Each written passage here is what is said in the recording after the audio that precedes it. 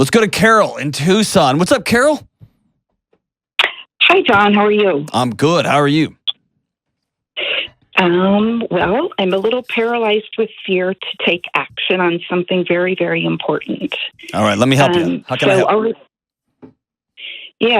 So our 33-year-old son has been hospitalized twice voluntarily as being suicidal. The first one was in November of 18 and the second in December of 2019. And he's been living with us, and he pretty much just lives in his bedroom. We rarely see him, and he hasn't gone to any counseling other than at the very beginning of this ordeal, which we became aware of about 3.5 years ago. So my question for you is, how do we encourage him to go get counseling? And my paralyzation comes from the fact that I'm just so afraid I'm going to say the wrong thing and cause him to feel like he's a burden to us and then cause him to take his own life. I'm sorry this is happening. You love that boy, huh? Oh, very much. Yeah.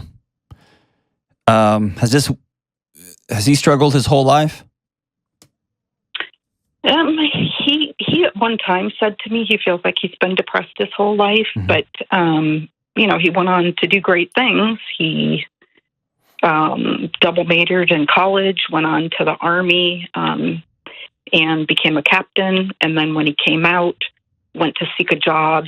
That didn't come as easily as he would have thought, I guess. And so my whole thought in this whole time is that it was just the readjustment coming out of the military that was very challenging.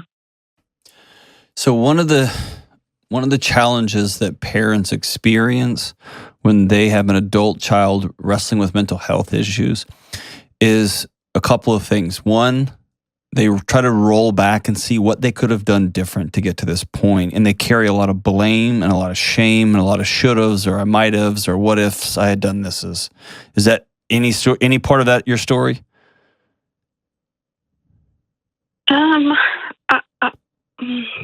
Well, it's my story every day now. Not really retracing my steps, but I research the hell out of things to try to figure out what it is that he has and what I should be doing and what I should be saying and what I shouldn't be saying. But he's treated by the VA, and he has not allowed us to be privy to that treatment. Okay. So you have two paths forward here. Okay. One path is to make peace. He's just going to use your house as a hotel. He's not going to be a member of your family. He's just going to live in his bedroom and fast forward 10 years. He's going to be 44. And then go 10 years after that, he's going to be 54. And just going to kind of be what he does. And he's going to be in his room on the internet playing video games or whatever. And he's going to come out for dinner that you're going to provide him. He's going to go back in there. And you're going to make peace with it. You're going to stop worrying about it. And you're going to move on with your life. The other side of it is you're going to say, this stops now. And here's what this stops means. If you're going to continue to live here, then a part of you living here is giving us access to your doctors so we can be a part of your healing. Because I'm not going to sit ringside and watch my son die and wither away to nothing. I'm not going to watch my son maybe not commit acute suicide, pulling a trigger or taking some pills or jumping off something, but I'm also not going to watch him commit what they call long-tail suicide, just slowly fade away. I'm not going to sit down and watch that. If that's want to be the life that you want to choose for yourself, not that he's choosing mental health and not issues, and not that he's choosing to hurt. He's not. But if he doesn't want to choose to heal, then I'm not going to sit ringside and watch that happen in my home. And honestly, you as his mom, and is dad still in the picture? Yes. Y'all two have to make that decision on which path you want to take. And there's really only two paths. The third path you could take is to let him live there and just fret and nag and try new things and get a dog and then get a pool and do all these things and mortgage your take out a second mortgage on your house and put you and your husband's retirement in jeopardy. Oh, you could try a bunch of stuff, but what you're going to do is you are going to drive yourself nuts. You're going to give yourself anxiety and heart attacks and strokes and all that prematurely, right? So the path forward is just making peace. This is just going to be the way this is, or we are going to draw some boundaries aimed at healing with the understanding that when we draw boundaries, other people can choose to draw their own. And his boundary might be, well, then I'm out of here.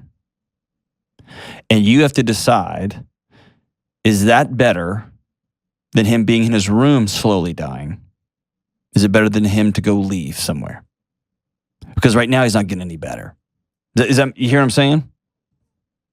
I do hear what you're saying. So in that conversation, if we take option 2, or if we encourage option 2, or we draw the boundary, we go with option 2. In that conversation, is it that we're making it more about that we, like you said, you don't want to see him sit around and die a slow? No. See, that's the thing. I start getting hung up on the words and then I get paralyzed. So let me show you this. You are not going to say a thing and he's going to go, no way, I haven't thought of that. Now I'm going to go kill myself. If you have a hard conversation with him and he walks out of that room and dies by suicide, that is not because you said the wrong thing. Okay? That's because he was struggling, he wasn't well, and he made a decision. Okay? The longer you don't have a conversation, the messier this whole thing gets. And so when somebody, let me put it this way. I'm not going to tell you what to do in your world. I'm going to tell you what would happen if that was a friend of mine. Okay? Mm-hmm. If somebody calls and says, hey, I heard that so-and-so, one of our buddies is struggling. And this happened somewhat recently. I hung up the phone, I picked him up, and I called and said, hey, I heard you're not doing okay. And they explained some stuff. And then I cut them off and said, hold on, before you keep talking, are you going to kill yourself? And you want to talk about like, no, man, my kids. And I was like, no, that's not what I'm asking. I need you to tell me yes or no. Are you going to hurt yourself?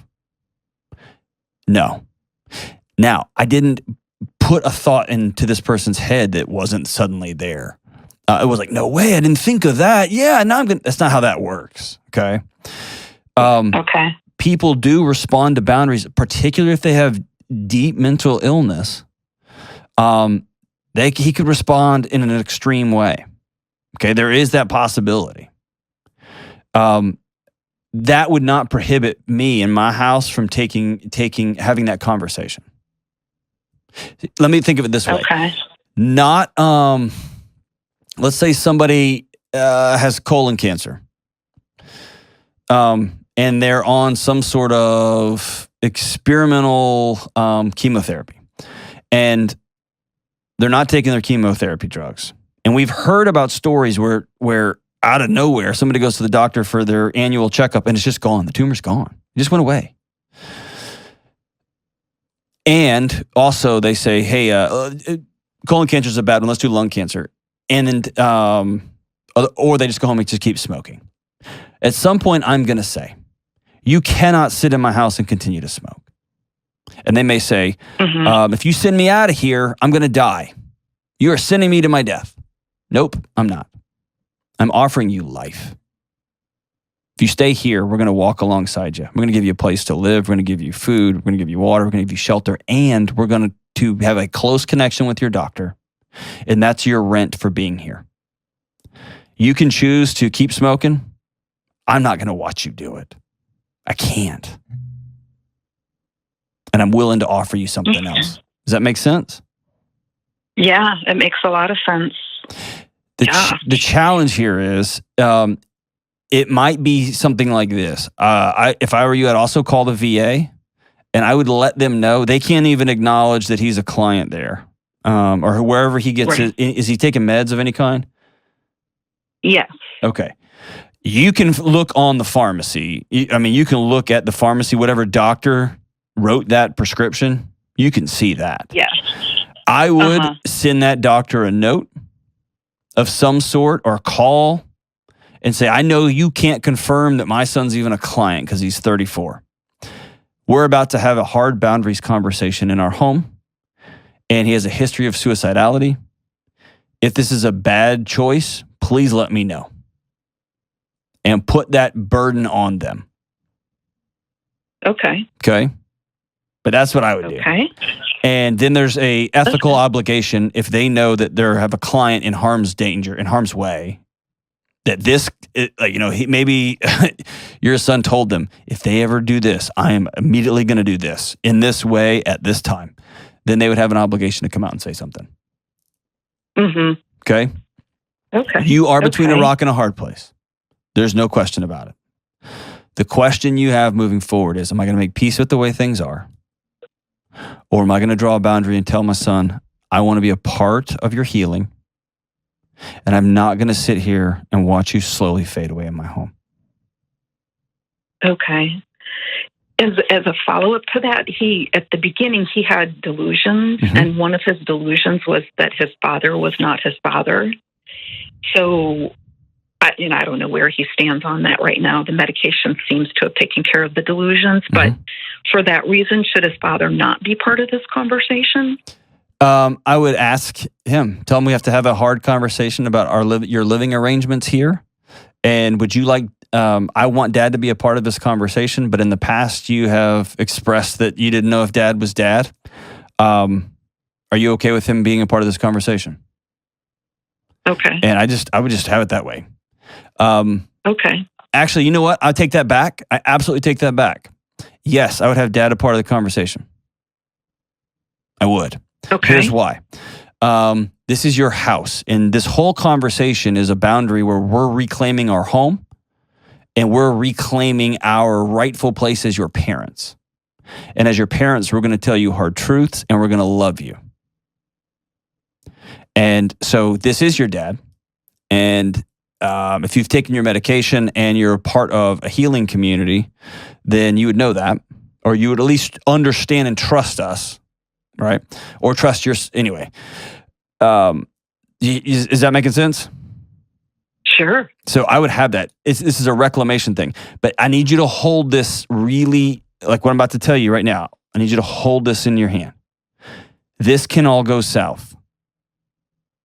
And the question you have to ask yourself is it worth that conversation? And what I will tell you is, for me, yes. Mm-hmm. For me, yes. For the students, for those folks I've walked alongside year after year, yes. It might be that you ask somebody from the VA to join you in this conversation at home. It might be that you have the VA on standby or some sort of other mental health professional in the community on standby. It may be that you've got 2 or 3 people that you trust that are friends of the family that maybe he trusts, or a couple of his friends, or maybe 1 or 2 friends from service with him. You will know best the ecosystem with which to have this conversation. And it might not be just one conversation, it might be multiple. But at some point, we set a deadline and say, hey, you're not getting better. You're struggling. If you're going to live here, you're going to be a part of this family. And here's what that looks like. And depending on where his mental illness, how severe his mental illness is, he may be unable to function at 100%. Great. Here's what, based on what you can do, here's what we're asking of you. We've got to have signed releases with your doctor so that we can be a part of your healing journey. Got to know what meds you're taking, and I get to check in on you periodically to make sure you're taking your meds. If you're struggling with delusions or suicidality, you're going to let somebody know. That's an agreement that you make. That's a promise you make to your mom and dad to live in our home. Some of those things, right? We're going to be very clear on our boundaries. And you got to have people that walk alongside you as you rev these conversations up, because it's going to be hard. And he may walk right out that door. Okay? I don't envy you in the slightest bit. I'm heartbroken for you, but I also know shying away from this is making the whole house tense and the whole house filled with smoke. Let's open the windows up and let's have that conversation. Get a professional who will walk alongside you in this, okay? Don't do this by yourself.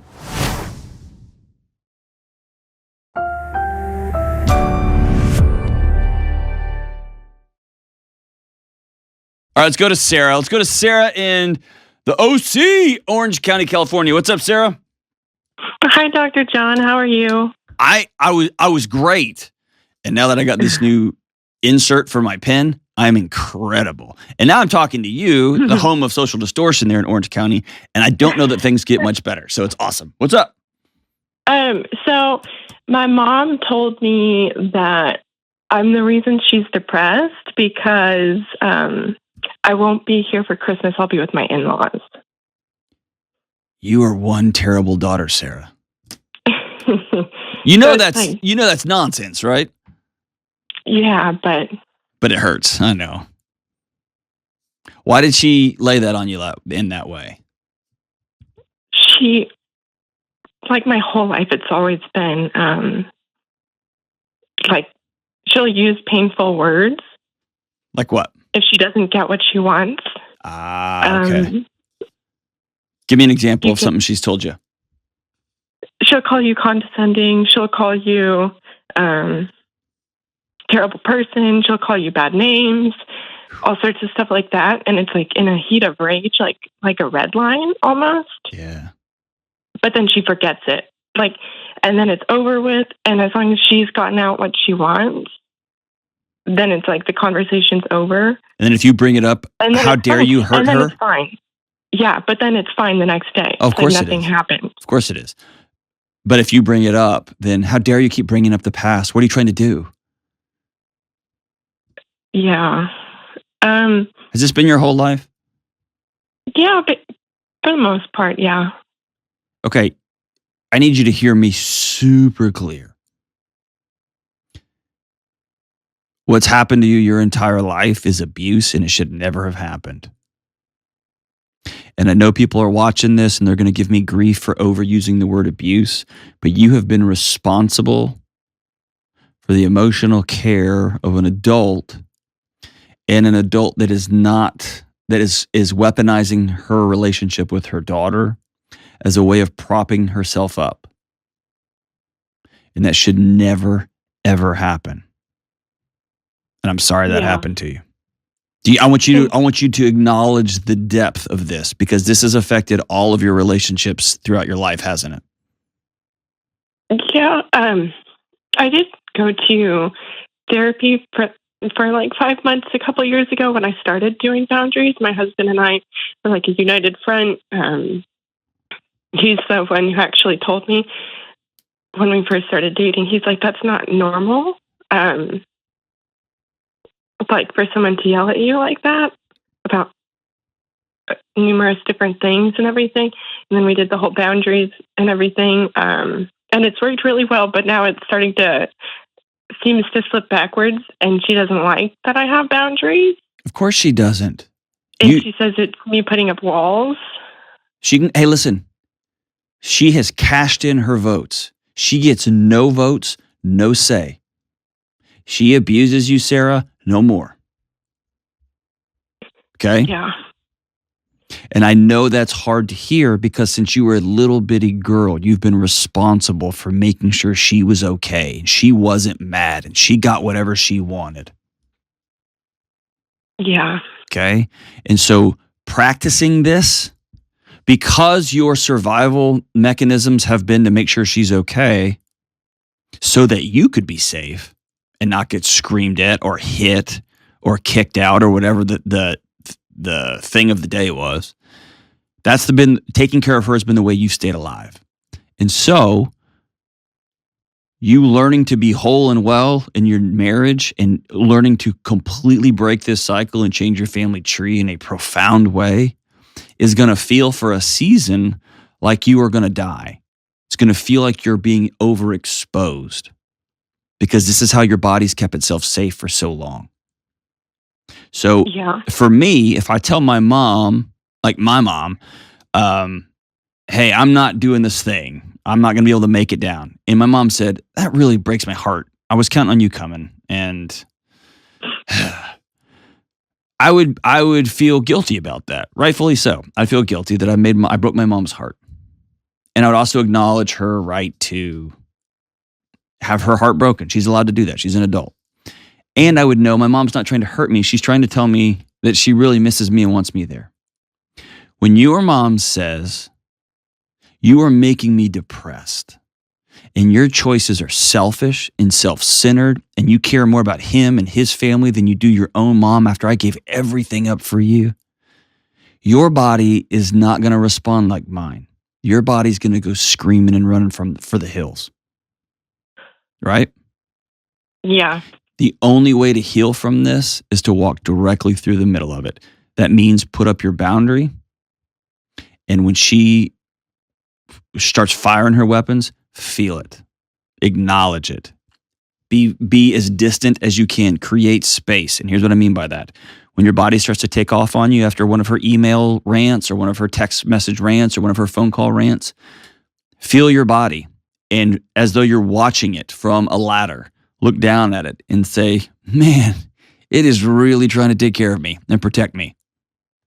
But luckily I'm an adult now and I'm married to an awesome guy and we're creating something different. So you don't have to take care of me anymore because mom doesn't get a vote anymore.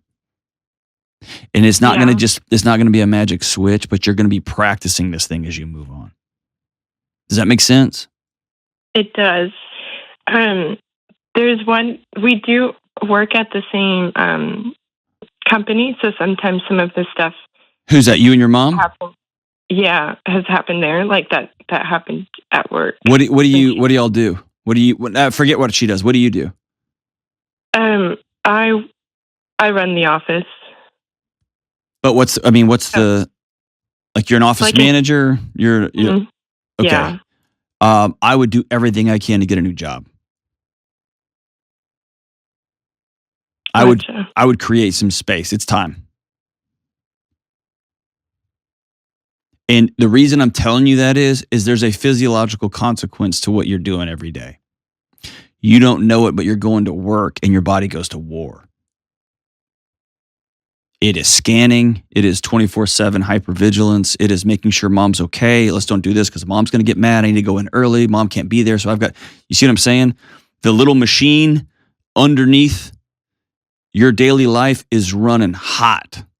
If you had one of these Whoop straps that I wear, I can guarantee you that your HRV would be low. I'd be willing to bet. Okay. Because your body is running hot. Tell me I'm crazy. Be like, you're an idiot, John. It's always awesome except when she gets mad. It is. It's awesome unless if she gets mad. I mean, she's just an employee too. You know what I mean? Mm-hmm. And so I'm technically above her. Yeah. Okay. All right. Well, yeah. And so that might be part of. Well, there comes a moment when you say, I don't care who you are. You don't, like, we're at a place of work. You can't talk to me like that. Yeah. Or there becomes a moment when you report her to your supervisor, or if you have the ability to say, hey, you can't talk to me like that, or you can't work here. Mm. All of that is you asserting your right to be well and your right to not be yelled at and your right to not be responsible for the temper tantrums of other adults, whether at the workplace or whether at home. You know what I mean? Your mom is making a lot of choices. You cannot be responsible for her choices to be miserable. It's not your job. Yeah. She can choose to go have friends. She can choose to, my daughter's going to be really happy for her daughter that she married somebody incredible and that they get to go spend time with his family. She should celebrate you and cheer you on, even if she's sad that she's not getting to spend Thanksgiving with you. That's called being an adult. And then she can decide to have friends, or we're going to have a Friendsgiving. We're going to have a bunch of wackadoos over at our house. That's what we're doing. Thanksgiving is this week when I'm recording this. We're going to have people over. My family's not going to be here. So we're going to have friends over. And they're friends that I don't know super well, and I'm excited to have them over. It's a choice we made to not just sit at home and be miserable by ourselves. You see what I'm saying? Yeah, definitely. She gets to choose that, and you can't make those choices for her. The only person you can choose for is you. And here's one thing I want you to be very careful of, okay? You mentioned united front. Be very careful about not dumping all of this responsibility on your husband. Okay? Okay. I want you to practice the belief that you are worth this. Even if that means getting up every morning and writing it down 10 times.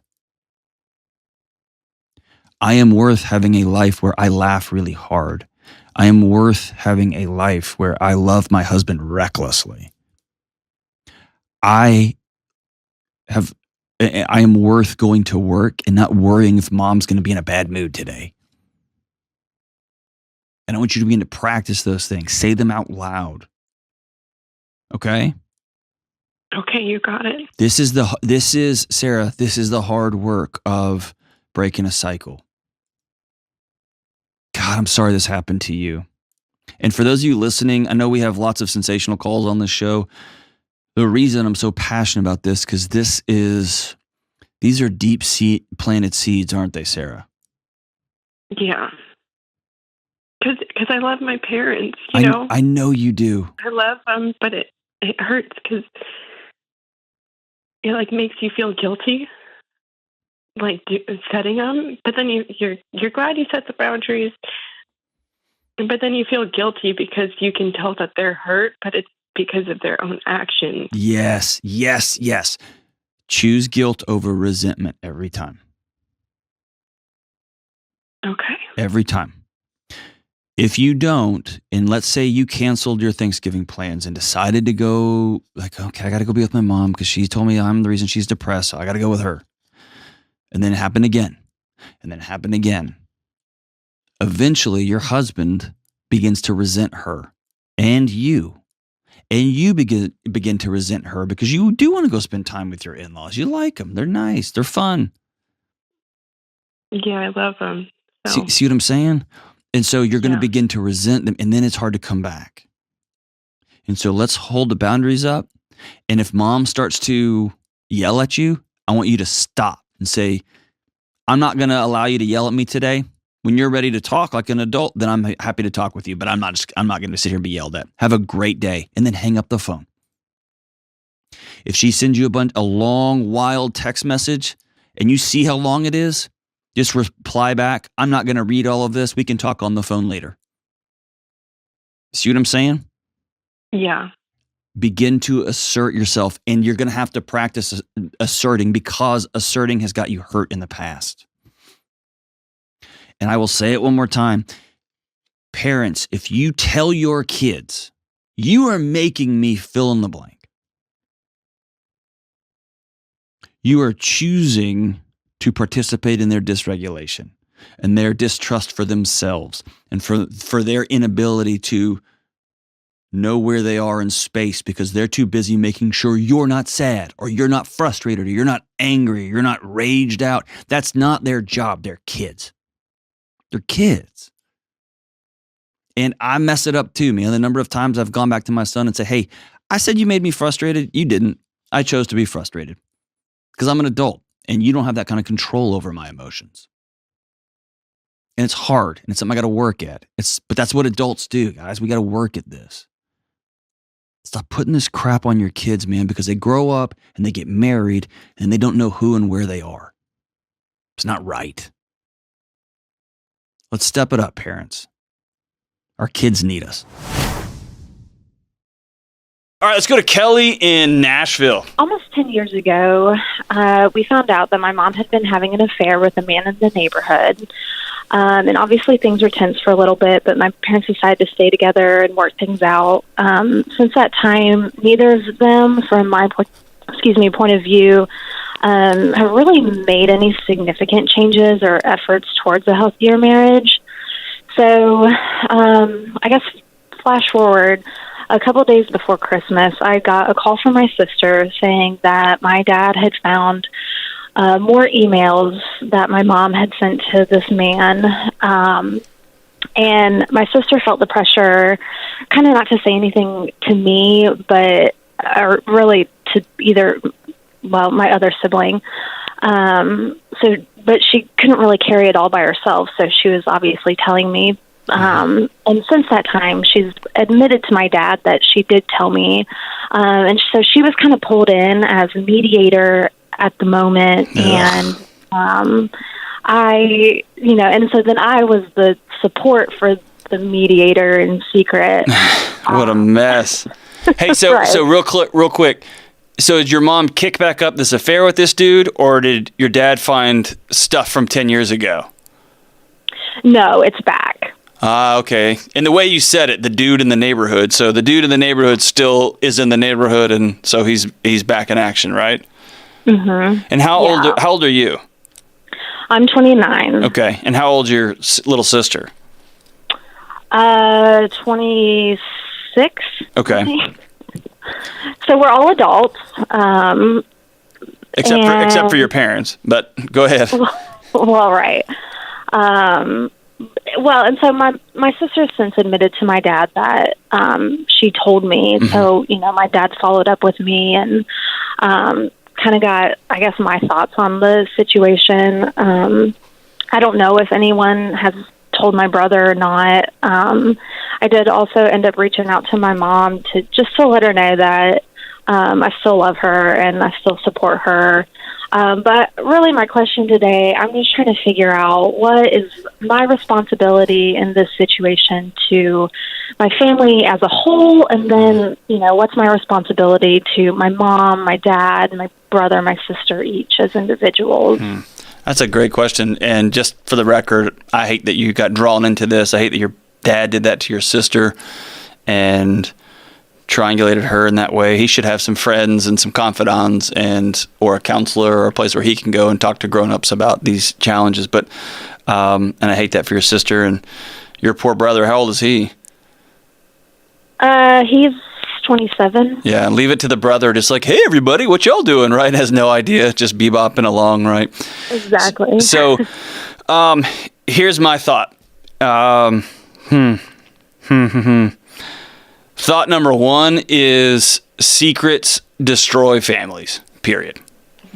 And my guess is if there has been 10 years absence here and there's been no reconnection, and I would tell you, as much as you think you know and you can see, you probably know 25 to 35% of what actually goes on behind closed doors with your mom and dad. And so what I would challenge you with is staying out of the y'all didn't do any work, the judgment part of what went on behind closed doors, because that's going to make you nuts, and it's going to make your parents have to fight their kids, and don't do that to them. Unfortunately, you're forced to be the adult here. If I'm you, and I've got a sister and a brother, I would call them, we'd have a three-way talk, and we would talk it out and let everybody be on the same page, because I'm not going to hold secrets from my brother and sister because I'm an adult. And if my dad were to call me and burden me with that, I would let him know. I'm going to let my brother and sister know, because I'm not your therapist and I'm not bound by confidentiality. Now, I'm not going to go tell the neighborhood, right? But I am not going to hold secrets so that we're all together and we're all on different pages and different stories. I think what you did for your mom is to let her know that you love her is noble. I think that's good. She's going to need some support. I also think it's good for you to let your dad know that you love him. What I would do is send them both something in writing, your mom and your dad, at the same time, that says, we all know we're not going to get involved in your marriage. And you can feel free to say what's on your heart and your mind, but let them know we are not going to be triangulated into this mess. They are responsible for dealing with their marriage, and they're responsible for dealing with their relationship with each other and the dude in the neighborhood and whoever else and whatever else. But you can't solve that. You can't get in the middle of it. And all you're going to do is wage war with your brother and sister and your family. And at this point, you've got to be the grown-up in that deal. I'm telling you to do something hard, which is to not get right down in the middle of that mud, because that's tempting, isn't it? Yeah. Yeah. Are you angry with any one of them or both of them? Or heartbroken? What are you feeling? My sister kept telling me she thought that I was kind of emotionally disconnected from the situation, because I think 10 years ago when it happened, I kind of came to terms. Well, and maybe I didn't. Maybe I just repressed it. But I felt like I'd kind of come to terms with maybe they'll stay together, maybe they won't. But I think the thing that kind of kept me going was knowing that regardless, God was still faithful in my life, regardless of what happened. So that was kind of my anchor. And I was real close with both of them growing up. I think my dad and I, in the past year or so, have kind of butt heads sometimes a little. So there's part of me that's angry with him because I've seen some of the ways that he's hurt my mom. And like you said, I've probably not seen all of it. And obviously, it goes both ways. So that, in some degrees, has made me angry at him. With my mom, I've been angry. Number one, because she's so good at being sneaky, and I never knew how sneaky she was, and so just seeing that and realizing that now. But can I tell you something? You maybe didn't know how sneaky she was, but I promise the 16-year-old Kelly absorbed it. You knew it. And my guess is if you go back to 12-year-old Kelly and 11-year-old Kelly, were things just rosy and wonderful at the house? And they were. I thought I had the perfect family growing up. There you go. Okay. And so you absorbed that. And, yeah, man, that's tough to unwind. And so when you were 19 and this came out, did it just blow your mind? Oh, yeah, definitely. How'd you find out?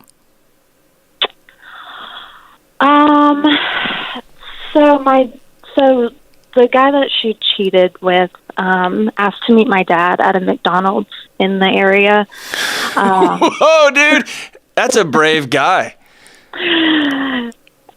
Well, it was his wife that told my dad, and so I knew he was going, and when he came back, obviously something was wrong. I had no idea it was. So the dude in the neighborhoods, I feel like we're middle schoolers now. So the dude in the neighborhood called your dad. No, the dude in the neighborhood's wife calls your dad to meet at a diabetes factory, and they met there, and that's where they told him?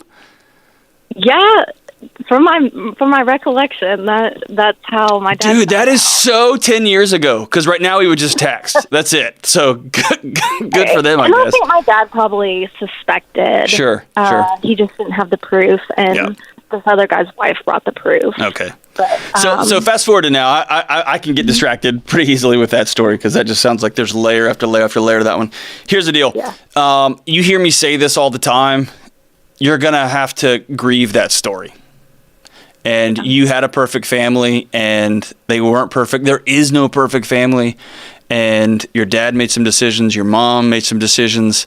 The neighbor, the dude in the neighborhood, his wife at the McDonald's, everybody made decisions here. And are you married now? Yes. Okay.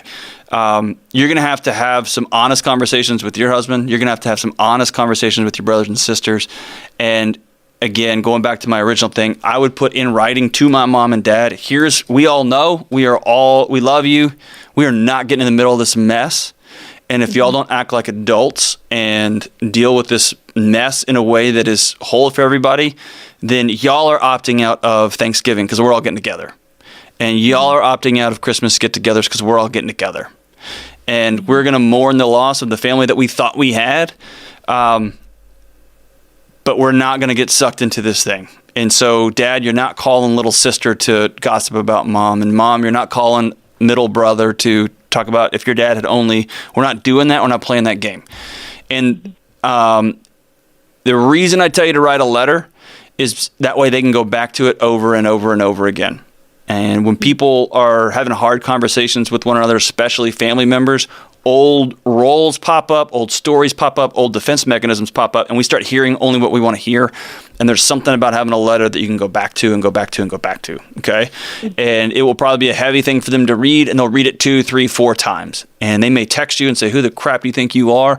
And you can tell them your oldest daughter, and I love you guys. And you can just sit with that. But I'll tell you, you are going to have to, Kelly, go through your own grieving process here. And you may have.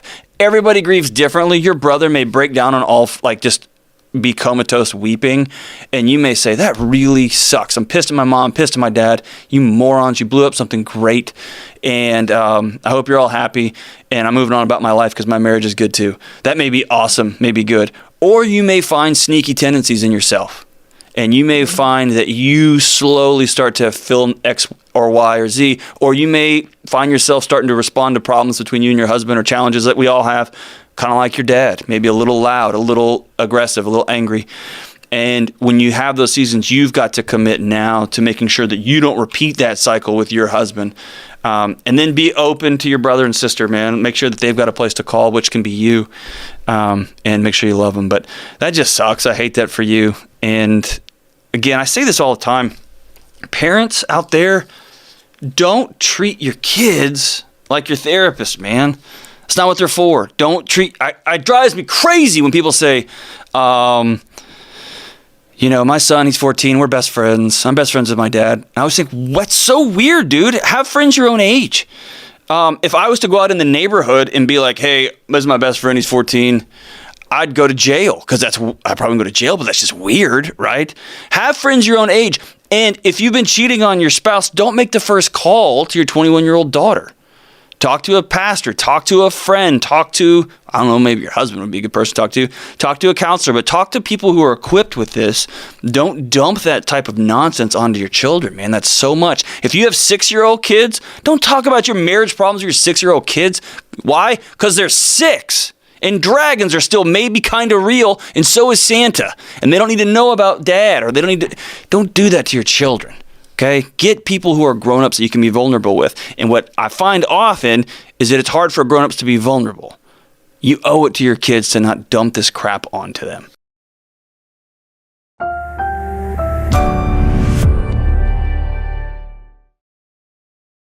Let's roll out to Montana and talk to sweet Ann. What's up, Ann? Hi, John Delony. What's up? How are you? I had chocolate chip cookies and milk for breakfast, so I am fantastic. How are you? Oh, dude, I'm kind of jealous right now. I was doing fine until you just said that. I had eggs and apple and protein shake like an idiot. Man.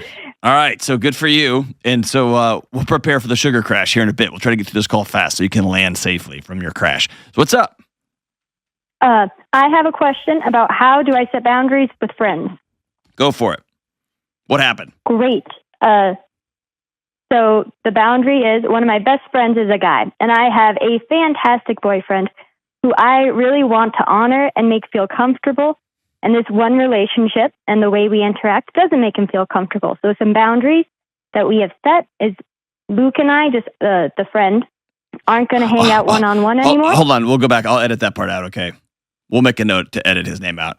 Oh, it's a fake name. Oh, it's a fake name. Okay, cool. All right. Never mind then. Yeah. All right. So Luke. All right. Yep. So Luke. Oh, no. Where was I? Oh, you're just telling me. So you and your boyfriend have made some boundaries so your boyfriend can feel comfortable. Oh, yes. So Luke and I just aren't going to hang out one-on-one anymore. And when I interact with him, just a little bit less playful and less flirty. So I've had no problem implementing these boundaries without saying a word to Luke.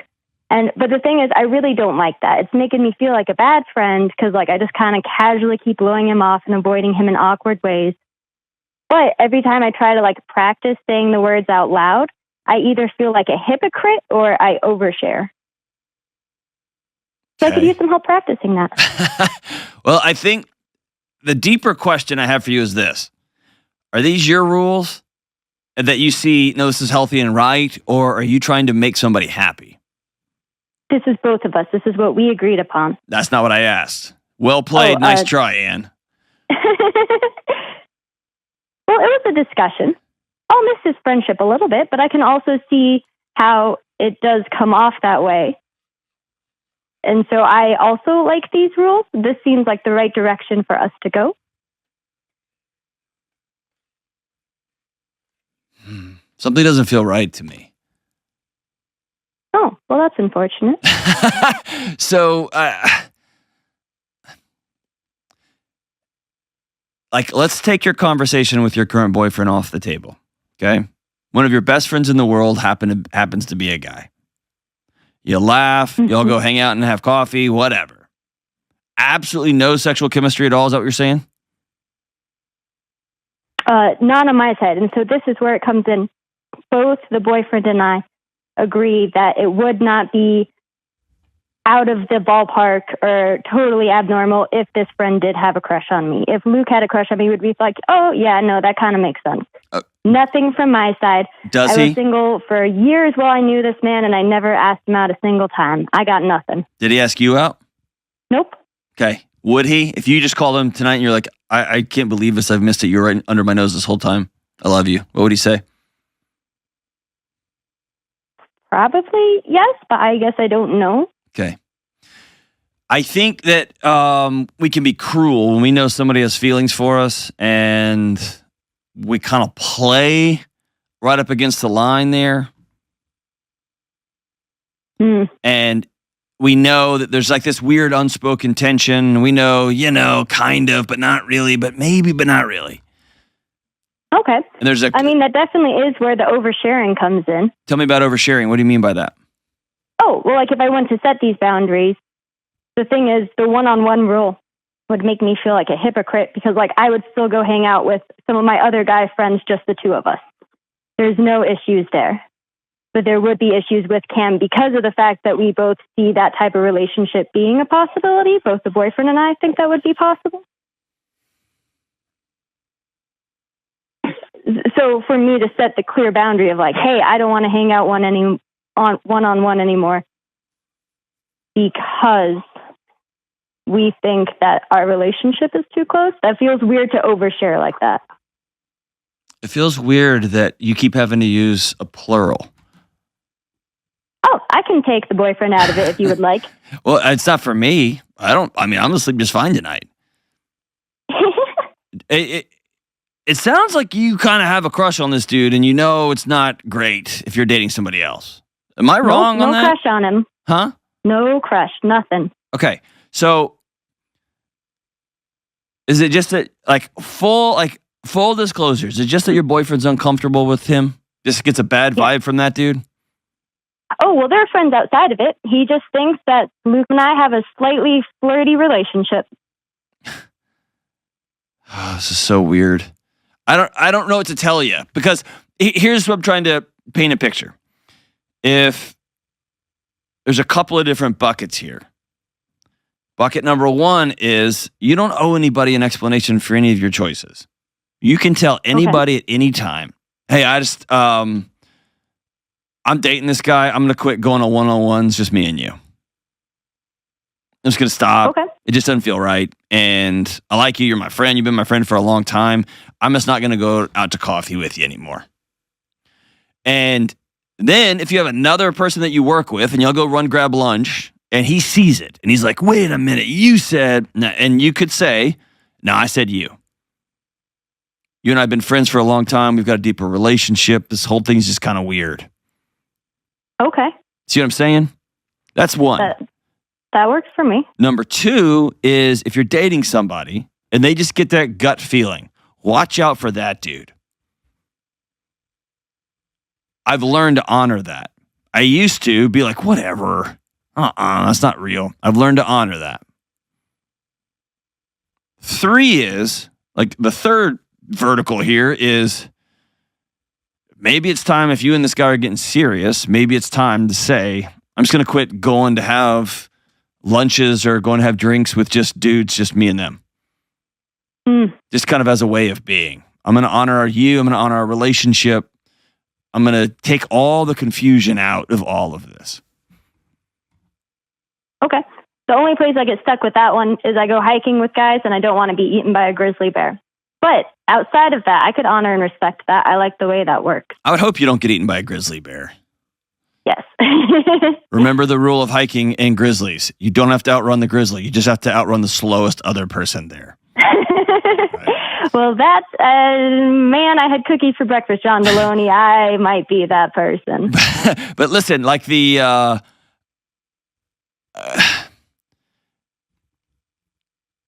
don't know, Ann. It feels like there's something else here. No, I liked what you said, John. You hit it on the head. I don't owe an explanation. I just, hey, these are the boundaries.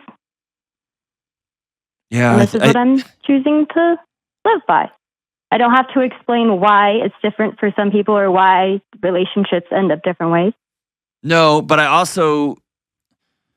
don't want you to just move from one situation to another either. I don't want you to draw a boundary with one guy that you've had a good relationship with, and then all of a sudden you start hiking with these other dudes all the time, and then suddenly they get an idea like, oh, she's kind of into us too. She calls and wants to hang out a lot now. And that turns into, and your boyfriend's in like, dude, okay, well, can you not do that too? I have been looking for lots of friends. It's been a work in progress. There you go. That's probably fair. The whole, I would...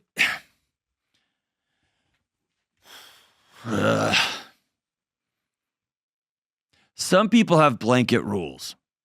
I'm dating somebody or I'm married to somebody, so I will not have friends of the opposite gender. I think that's very, very hard to do in the modern world.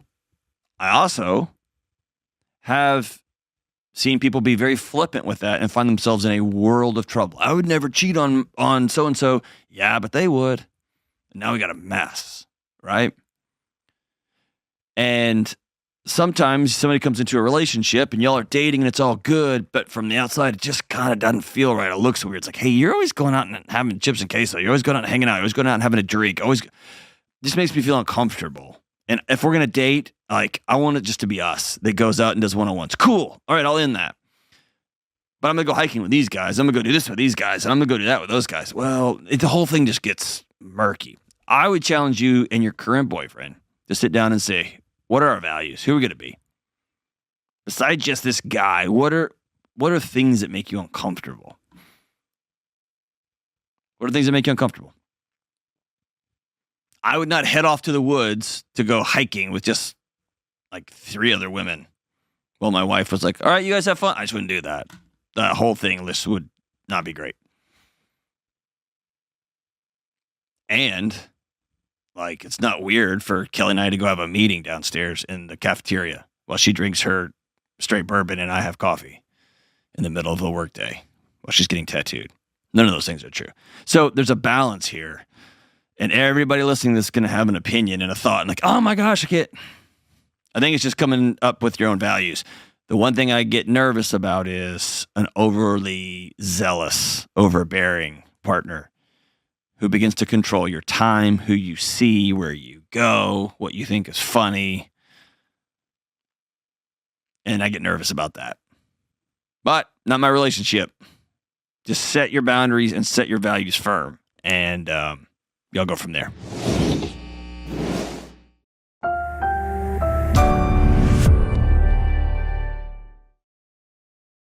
Hey, Sky, what's up? Hi, how are you doing? Fantastic. How are you? I am living the dream. As we say Aren't that. we all? I actually am, though, so I can't really say that. What's up? My question is, should I tell my significant other about my expunged DUI?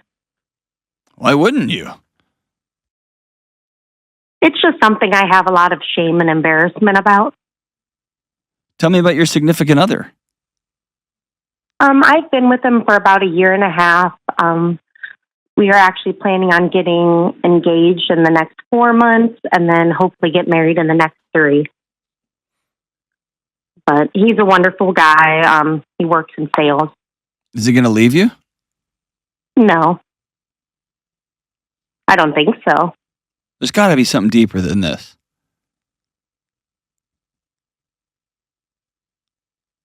What's deeper than this? I guess I just don't want to look bad in front of him or bad to him.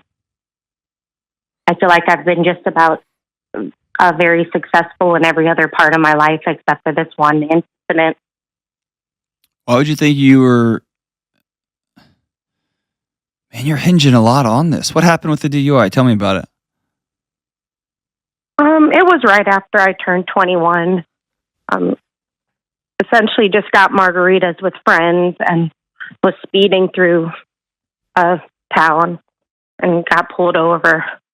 But it costed thousands of dollars, and it put a lot of strain on my job as well, because you can't really get a DUI and work in healthcare. Right. Did you let go from your job, or did you get let go from your job, or did they keep you on? No, they kept me on, but I was on like a very high probation. Okay. Have you drank and drive? Have you been drinking and driving since? No, I don't really drink anymore. Okay. How old are you now? 27. Okay.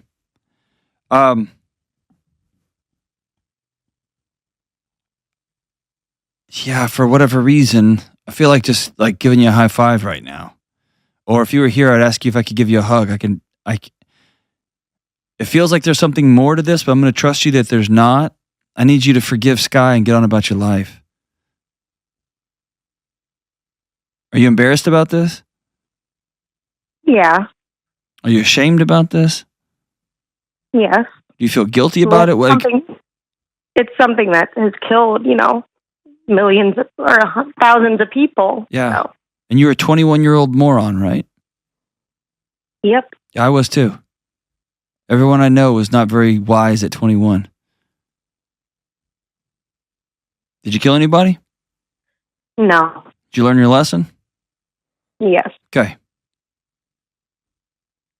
I want you to write Sky, 21-year-old Sky, a letter and tell her you forgive her. Because you're still beating up that kid. Yes, that kid's an adult. And by the way, yes, drinking and driving is terrible, awful. We all know that. But you gotta forgive that 21-year-old kid, because your disdain for that kid, your disgust and shame and anger at that 21-year-old is wreaking havoc on your 27-year-old life. It's going to cause an issue in the relationship that might be your last romantic relationship of your lifetime, right? Potentially, yes. Yeah. I think you write 21-year-old Sky a letter and tell her I'm forgiving you and I'm moving on. And then I think, yes, I absolutely believe with all my heart that secrets destroy relationships, and that you go like a deep shame that you're carrying around. The person you love can feel that, and often they blame themselves for it. If they wonder what they're doing wrong that they can't get close. And so, yes, I absolutely think you should tell them. And I think you should tell them exactly what you told me. I'm embarrassed. I haven't told you this stuff because I'm so ashamed about it, and I'm working on forgiving myself, but it's time. That sounds like a good plan. Is there anything else that you're hiding from him? No. Tell me about the emotion you're feeling.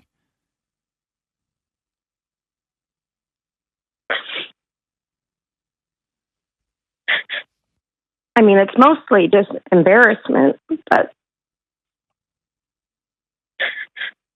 Do you know the difference between guilt and shame? No. Have you heard me talk about it? Guilt is, so. And I've got this from the great Brene Brown. Guilt is the sentiment, the idea that I feel bad for something I did. Shame is I am bad. And one of those is like carrying like when you got arrested for DUI and you had to go to court, you had to pay $10,000 or whatever it was at the time for you, and you had to sit down with your boss and go through the whole story, and they were embarrassed and ashamed for you and angry and put you on a performance plan. And at 21, you're living under a performance plan. You almost lost your job. It almost cost you everything. And then the realization, oh, you could have killed somebody. That's like the world. You put out your arms and the world stacked 3 cinder blocks across your hands and you're struggling to carry them. That's guilt, that feeling, that weight. Shame is you taking those bricks and putting them in a backpack and deciding, I'm going to carry these for the rest of my life because this is now who I am. Are you a good friend now? Yeah, I am. What do you do for a living? I'm a nurse. Are you a good nurse? I try my best. What kind of setting are you a nurse in? Emergency trauma. Is the Sky that shows up and sits with hurting moms and dads, and Sky who shows up and gets covered in blood and other junk while trying to save somebody's life? Is that Sky pretty amazing? I would say so. I think so. But I want you to start believing that. I want you to actually go with your boyfriend after you tell him and say, hey, this goofball on the radio, on the podcast told me that I needed to do this exercise. Will you come with me? And I want you guys to go on a hike, and I want you to go get a cinder block or a brick or something heavy, and you can go to Home Depot or Lowe's and buy it, and I want you to put a piece of duct tape on it, and I want you to write in a Sharpie on that duct tape, the time I got a DUI. And I want you to carry it around for a while on the walk together until it's so heavy you can't carry it anymore. And then I want you to throw it on the ground and leave it and tear off that tape, wad the tape up and throw it in the nearest trash can and never pick that thing up again. And when it pops into your head, when it pops into your chest, I want you to say to yourself out loud, I set that down. And you're just going to have to practice over the next couple of years. When it tries to get your attention and rattle your cage a little bit, oh yeah, remember? And you'll probably have a licensure exam, or you'll probably have another job application that you'll have to fill out, and it will come up again. You can look at that question, have you ever been convicted? And you'll have to say, I set that down. Yes, I have. Did this, this, and this, and then we're moving on. Either that, or you're going to decide, nope, I'm going to keep carrying all this stuff, all these bricks, and I'm going to go ahead and ruin every relationship, and I'm going to ruin my own health and emotional well-being for the foreseeable future because I just can't set this stuff down. You tired of carrying it? Yeah, I am. Yeah, let's be done. It's not your identity. You're a 21-year-old knucklehead that made a mistake, and thank God nobody got hurt. And unlike most 21-year-olds, you seem to have learned from it incredibly and gone on to make an amazing life for yourself and an amazing life for yourself in the service of other people. Good for you. I'm proud of you. Thank you. Before we leave, can you just say, I'm proud of Sky too? I'm proud of Sky too. And I'm going to set this down. And I'm going to set this down. Good for you. I'm so proud of you. Thank you so much for calling. I know I made it sound super simple, and in a way it's not, but in a way it really is. It's a choice. I'm not going to carry this anymore because carrying it will do nothing. It will not go back and undo the DUI. And let's say you'd hit somebody. Carrying it right now wouldn't go back and undo that. You would just have to live into the future and say, okay, what am I going to be about moving forward in light of what I have done in the past? And to answer your original question, for everybody listening, secrets will kill your relationships. They'll kill your marriages. They'll kill your workplace. They'll just kill you. So if it's at all appropriate, yeah, tell people. Especially tell people you love. And you don't want to meet people like, oh, hi, I'm so-and-so, I'm so-and-so. Guess what? I got to do. Don't lead like that, but it's time. It's long past time, and I think you know that. But it's time to sit down and say, I'm ashamed. I screwed up when I was 21. I'm embarrassed, and I've been embarrassed to tell you. But one time I got a DUI. He's probably going to be so stunned because of the person you've become. He'll be like, what? And he might say, hey, I feel like you lied to me. And you could say, I didn't lie to you, but man, I sure was embarrassed to tell you. I've kept it from you. So you're right on that.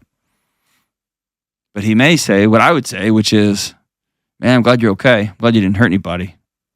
And that makes a lot of sense now as to why you're such a careful driver and why you don't drink anymore. Good for you.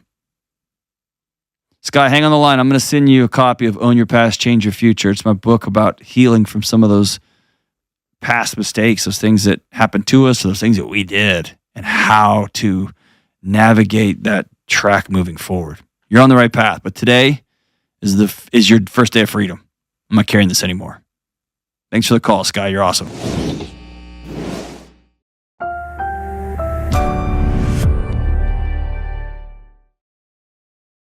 What's up, Taylor? Hey, thanks so much for talking to me. Of course. Thanks for calling. What's up? All right. So 2 weeks ago, my boyfriend broke up with me unexpectedly and abruptly after 7 years together. Oh, wow. Yeah. So the breakup was really, as I mentioned, unexpected, but it also was super quick and careless, kind of like the rug being pulled out from under me. And I'm in, the waves of heartbreak, kind of really wondering like how best to move on from something so disorienting and what closure could look like, and if something like that's even worth it. Oh, man. We're not in the same room, but I'm just picturing myself just sitting there with you. Thanks. I'm sorry. Yeah. Tell me what happened. Yeah, so I think, about 2 weeks ago, I thought we were meeting up for a date, and oh man, it was in my neighborhood, and I went out to meet up with him after kind of like saying like, oh, I'm so excited, we can have dinner, whatever, like all these things. And then I went outside to meet up with him, like just at like a park near my house that we go to a lot. And I had no idea, and I just sat down, and he said, we need to talk. I want to break up with you. And that was pretty much it. Like no prompting, no nothing? Yeah, and like, we had just a month before had like a really amazing trip together, like our first time traveling in a really dedicated way. And then since we got back, like things were good, but I also felt like he was kind of pulling away in certain ways. And so I was just sort of open, saying, like, I want to talk to you, or like, I want to, just kind of trying to be positive. But I had no idea. Like, I thought that maybe like eventually there were things we could talk through, but every time I talked to him about like, is everything good, or is this just in my head? He would be like, no, everything's good. Everything's good. And so, that day I really just expected to like have a fun date and like reconnect, because we hadn't seen each other in a couple of days. And he just decided to end it, and it was just not a conversation. There were no specific issues pointed to. There was no care. There was no like, it felt like he had just come to deliver the news and like couldn't wait to get out of there. Yeah. I mean, I always want to try the best I can to put myself in somebody else's pants on the other side of that conversation. And so Totally. I get like 7 years of something's been building and building and building. Like doing that compassionately, and I would even say honorably, means sitting in a series of conversations, and basically it's in a spa of discomfort, right? Just hot, bubbling water of discomfort. And there can be I need to do this, I've got to do this, and you kind of amp yourself up for it and just rip the Band-Aid off. And you're left there just exposed. Have y'all had any follow-up conversations? Y'all were together 7 years, the better part of a decade. Yeah. Y'all had any follow-up conversations? Y'all go have coffee? I mean, like, no. I deal with exes who they file for divorce, then they go sit down at a diner somewhere. Not everybody, of course, but then they say, like, okay, here's reality. And it sounds like you didn't get that at all.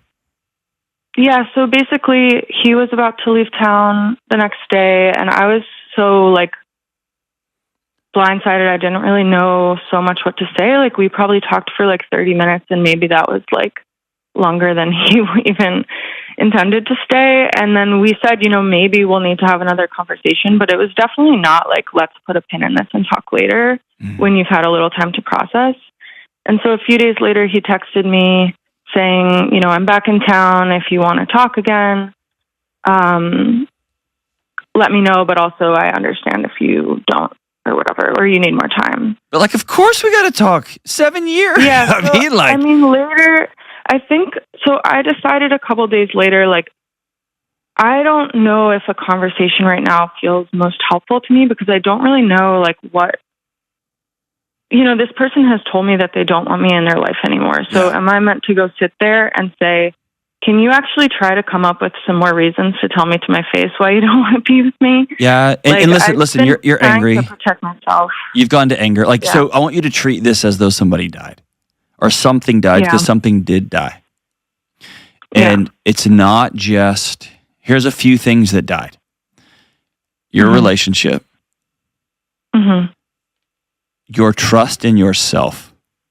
Yeah. Because I heard you saying, like, man, I had this sense. And if you go play CSI, which it is not time to do that right now. No. But if you went and played CSI and reverse engineered this, you would start to see little breadcrumbs.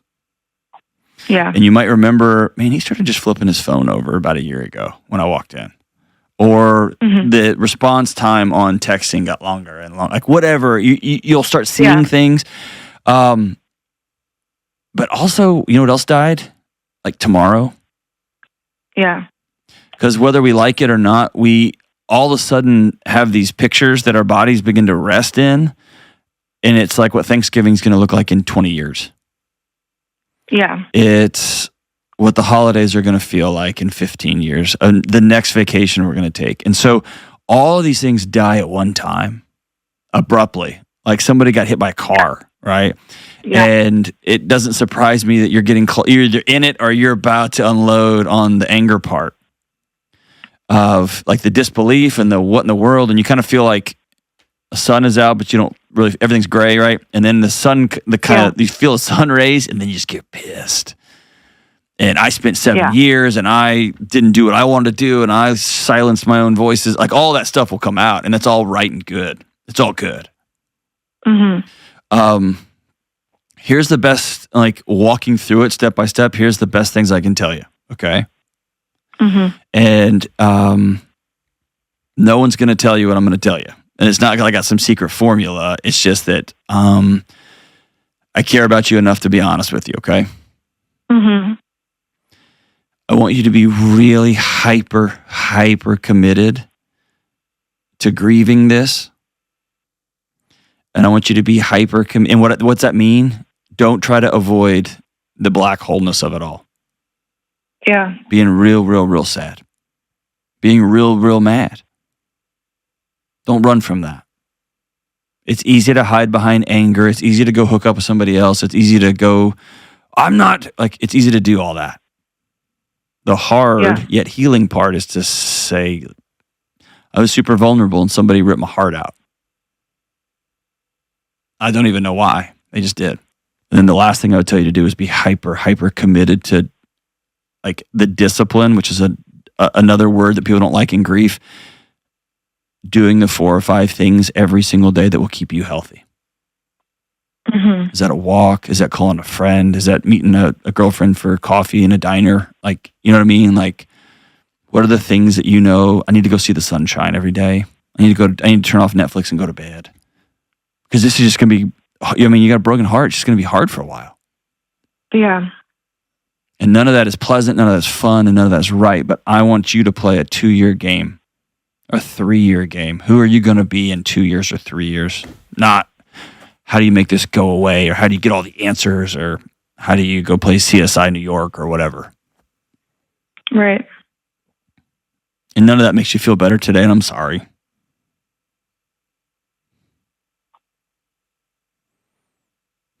I think that will be good. Do you miss him? Or do you miss what y'all have? Yeah.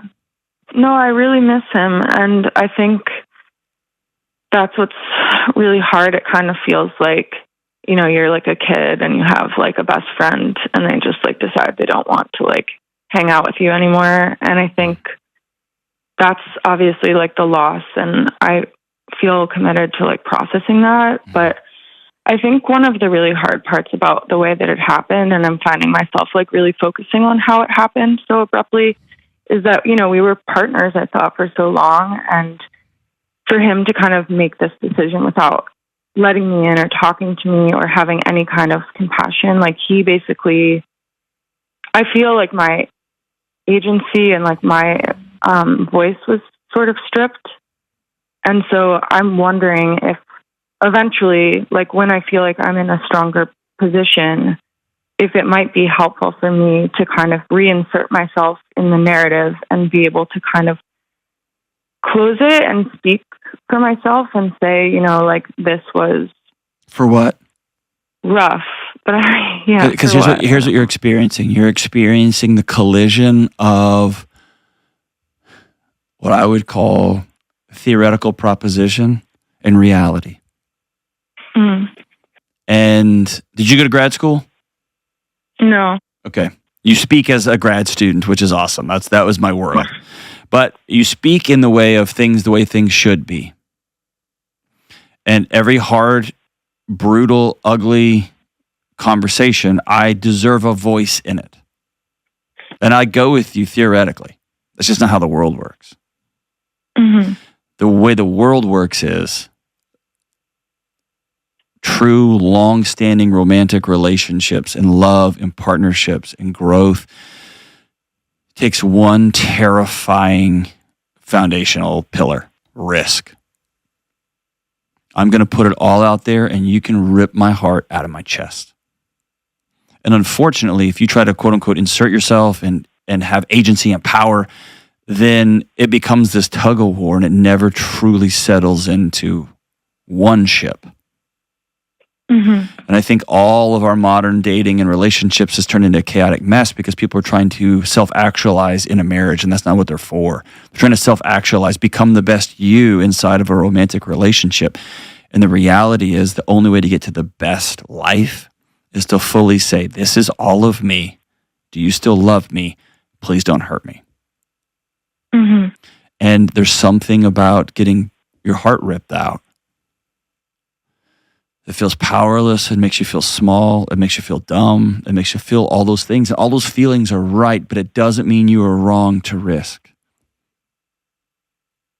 It just means somebody broke your heart. Don't do this by yourself. Set up a regular, get a group of 3 girlfriends and you say, I'm going to text you over the next month because I'm heartbroken. And if I text you at 11 o'clock, just text me back, please. Or if I say I need an emergency coffee, please. And whatever your things are, I'm not gonna go hook up with anybody. I'm not gonna date anybody. I'm not going to just sit there and watch Netflix. I'm not gonna drink. Whatever boundaries you need to put on your grief. 7 years is a long time. 7 years, you had plans. Like, this was your guy, and he just bailed. I'm sorry. Now's not the time for power and strength and all shit. Now's the time just to sit and go, I loved and I lost. And it just stinks. Thanks for the call, Taylor. Call anytime. Don't do this by yourself.